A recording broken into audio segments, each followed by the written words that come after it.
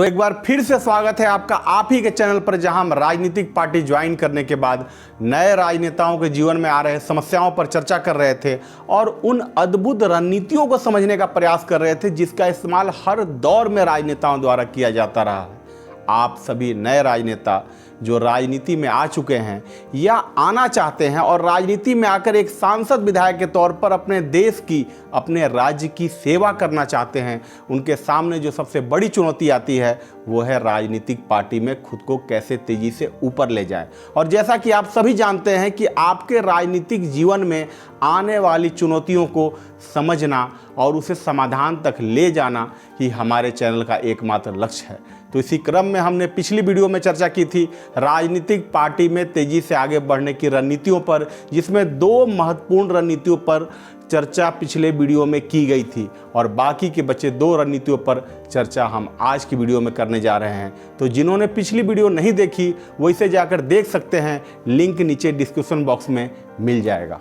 दोस्तों, एक बात तुम्हें समझनी पड़ेगी कि आज के दौर में बिना पार्टी मतलब निर्दलीय चुनाव लड़कर जीतना खासा मुश्किल हो गया है और साधारण परिवार से आए लोगों के लिए तो ये और भी मुश्किल हो चुका है, क्योंकि जब आप किसी पार्टी से जुड़कर चुनाव लड़ते हैं तो आपको एक निश्चित वोट बैंक के साथ साथ चुनाव लड़ने के लिए आर्थिक मदद भी मिल जाती है।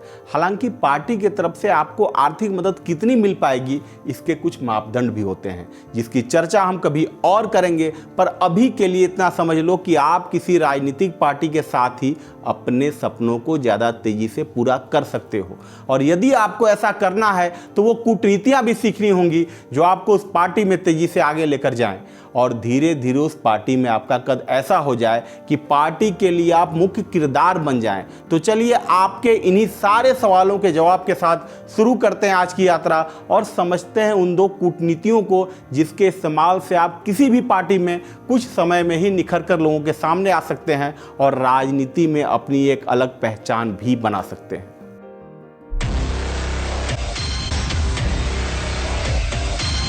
तो आज की पहली रणनीति है कि कभी भी पार्टी में खुद की छवि एक मेहनती इंसान की मत बनने दो। अब आप कहेंगे कि मेहनती इंसान की कदर तो हर जगह होती है, फिर राजनीति अलग क्यों?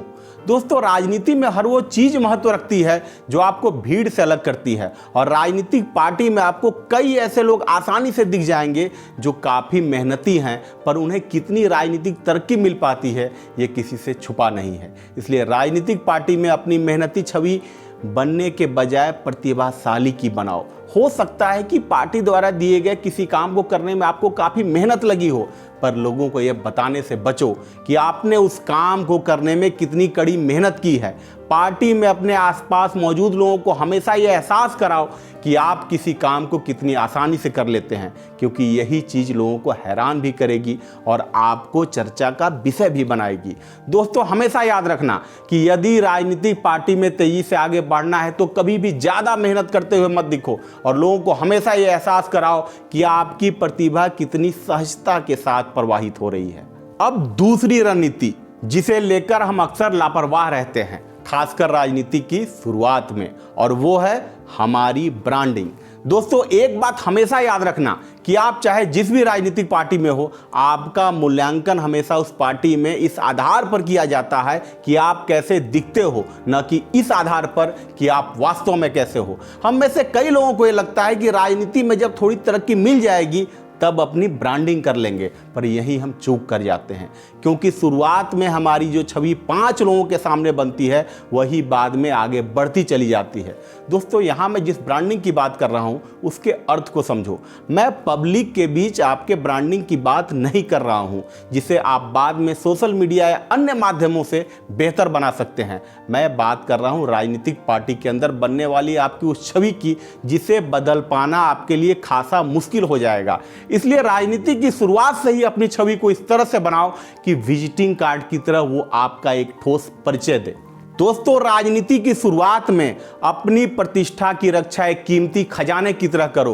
अपनी छवि एक गंभीर व्यक्ति की बनाओ। याद रखो, लोगों को इस बात से कोई फर्क नहीं पड़ता कि वास्तव में आप कैसे हो। लोग आपका मूल्यांकन इस आधार पर करते हैं कि आप कैसे दिखते हो, और मूल्यांकन का आधार हमेशा वही होता है जो आंखों को साफ साफ नजर आता है, जैसे कपड़े, शब्द, कार्य, मुद्राएं। इसलिए इन चीजों से कभी समझौता मत करो। इससे आप दुनिया से अपना मूल्यांकन अपनी शर्तों के आधार पर करवाते हैं, और राजनीति में इससे मजबूत स्थिति और कुछ भी नहीं हो सकती।